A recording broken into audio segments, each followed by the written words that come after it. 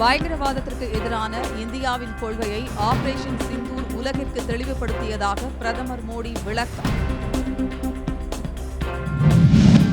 சம்பள பணத்தை கேட்கும் போதெல்லாம் கொக்கைன் கொடுத்து போதை பழக்கத்தை பிரசாத் அதிகப்படுத்தியதாக நடிகர் ஸ்ரீகாந்த் வாக்குமூலம். போதைப் பொருள் பயன்படுத்திய வழக்கில் நடிகர் கிருஷ்ணாவுக்கு நுங்கம்பாக்கம் காவல்துறை அழைப்பாணை.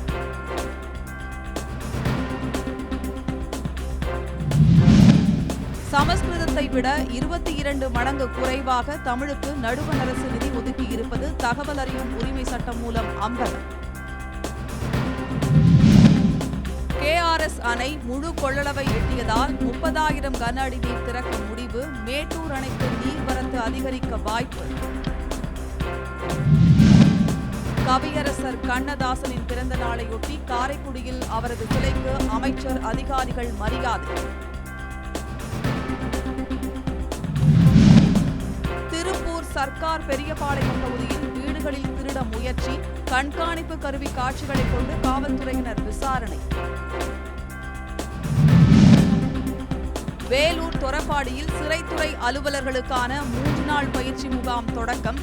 தென் மாநிலங்களை சேர்ந்த 30 அதிகாரிகள் பங்கேற்பு. நிலத்தடி நீரை திருடுபவர்கள் மீது நடவடிக்கை எடுக்க கோரி ராமநாதபுரம் ஆட்சியரை முற்றுகையிட்டு சுப்புதேவன் வலசை மக்கள் போராட்டம். தேனி மாவட்டம் பெரியகுளம் பகுதியில் கம்பு விளைச்சல் அமோகம். உரிய விலை கிடைப்பதால் விவசாயிகள் மகிழ்ச்சி.